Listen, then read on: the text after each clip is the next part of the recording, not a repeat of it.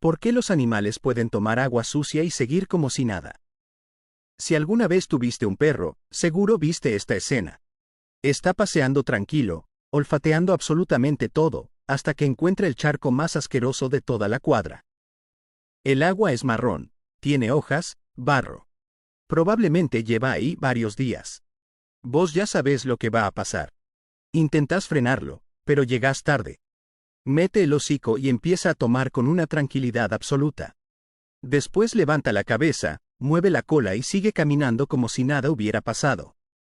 Y lo más desconcertante es que, la mayoría de las veces, realmente no pasa nada. En cambio, si vos tomaras esa misma agua, hay una buena chance de terminar con una infección intestinal, vómitos o varios días encerrado en tu casa. Entonces, ¿qué está pasando?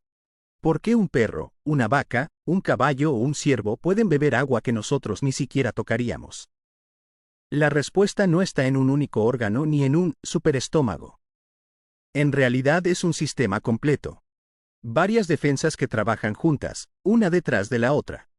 Algunas empiezan incluso antes de que el agua llegue al estómago, y otras tardaron millones de años en desarrollarse.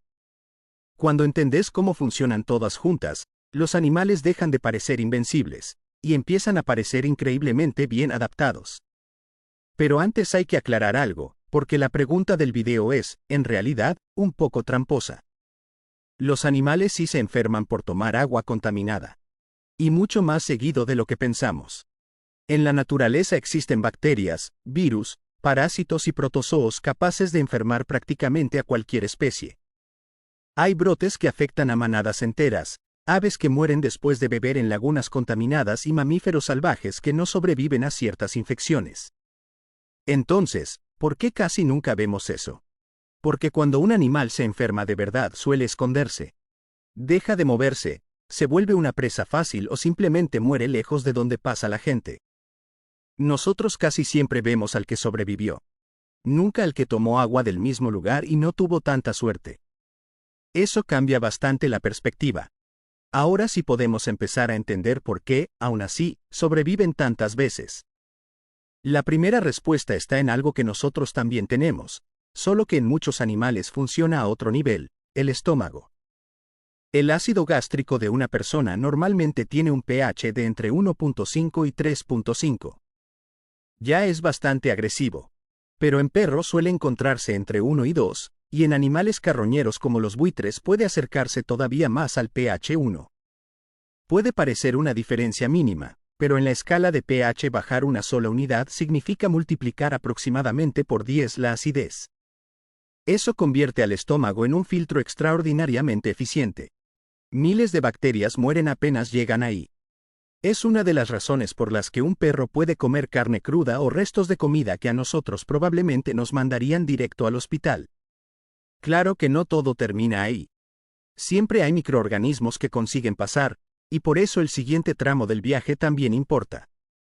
En los perros y los gatos, el alimento atraviesa el sistema digestivo bastante más rápido que en una persona. Eso significa que muchas bacterias tienen menos tiempo para adherirse al intestino, multiplicarse y formar una infección. No alcanza con entrar al cuerpo. También hace falta tiempo para instalarse, y cuanto más corto es ese tiempo, más difícil resulta. Antes de llegar al estómago, además, el agua ya pasó por otra barrera que casi nadie menciona, la saliva. No parece gran cosa, pero está lejos de ser solamente agua. Contiene enzimas como la lisozima, capaz de romper la pared de muchas bacterias. Proteínas como la lactoferrina, que captura el hierro que esos microorganismos necesitan para crecer. Además de anticuerpos que empiezan a reconocer posibles invasores desde la boca.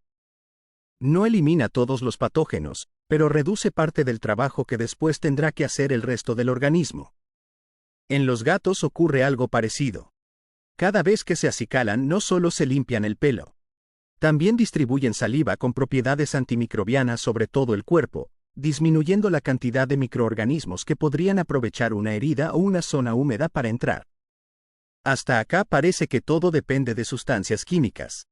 Pero, en realidad, la defensa más importante ni siquiera pertenece al animal. Pertenece a millones de organismos diminutos que viven dentro de él, el microbioma. Dentro del intestino de un mamífero viven billones de bacterias beneficiosas. En humanos se estima que hay alrededor de 38 billones. En perros, caballos, vacas y la mayoría de los mamíferos ocurre algo muy parecido. Lejos de ser un problema, esa comunidad es una de las principales razones por las que seguimos sanos.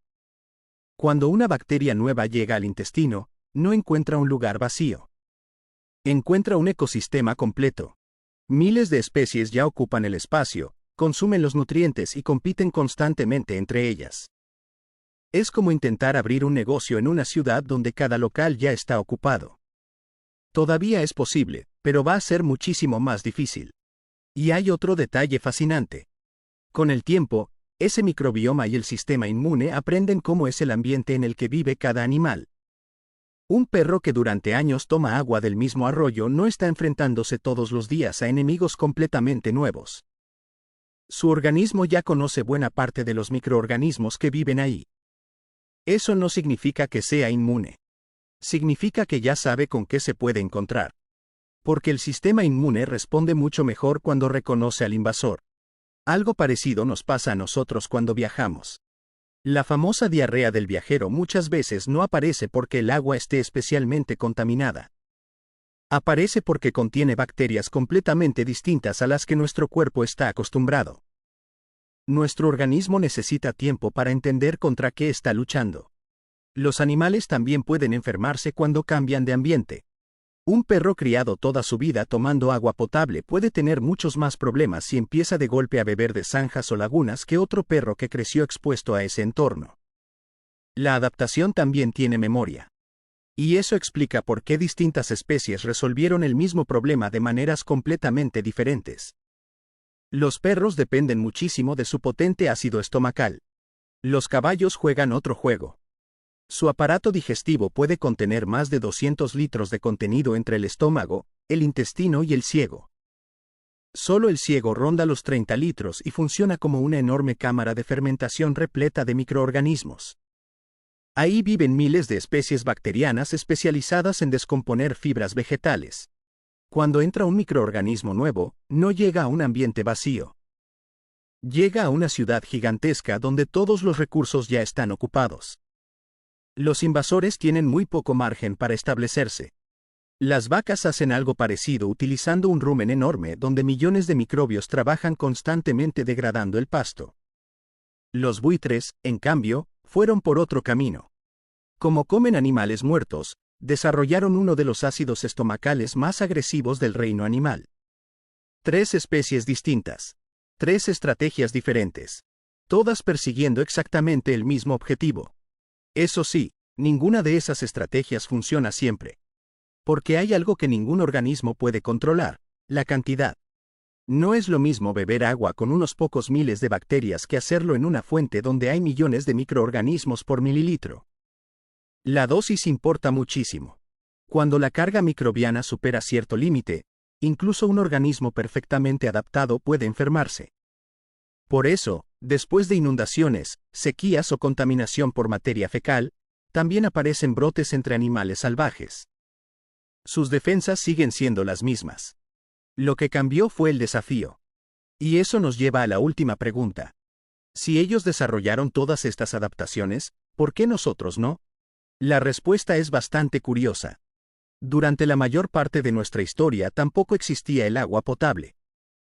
Las personas bebían de ríos, pozos y arroyos. Muchas sobrevivían.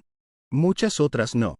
De hecho, las enfermedades transmitidas por el agua fueron una de las principales causas de muerte durante miles de años. Pero los humanos terminaron resolviendo ese problema de otra manera. En lugar de volver nuestro cuerpo cada vez más resistente, empezamos a modificar el ambiente. Hervimos el agua. Construimos pozos. Inventamos filtros. Después llegaron la cloración, las plantas potabilizadoras y los sistemas de distribución que hoy llevan agua segura a millones de hogares. Mientras un perro evolucionó un sistema digestivo preparado para lidiar mejor con ciertos microorganismos, nosotros intentamos que esos microorganismos nunca llegaran a entrar. Así que la próxima vez que veas a un perro tomar agua de un charco que parece cualquier cosa, acordate de todo lo que está ocurriendo dentro de su cuerpo. Una saliva que empieza a frenar bacterias antes de que entren al organismo. Un estómago extremadamente ácido. Un intestino ocupado por billones de microorganismos beneficiosos. Un sistema inmune acostumbrado a los microbios de su propio ambiente. Y, como siempre ocurre en la naturaleza, un poco de suerte. Porque incluso el animal mejor preparado puede encontrarse, alguna vez, con un agua demasiado contaminada. La diferencia es que nosotros intentamos resolver ese mismo problema construyendo plantas potabilizadoras. Ellos tuvieron que resolverlo usando su propio cuerpo. Y esa es una solución mucho más antigua.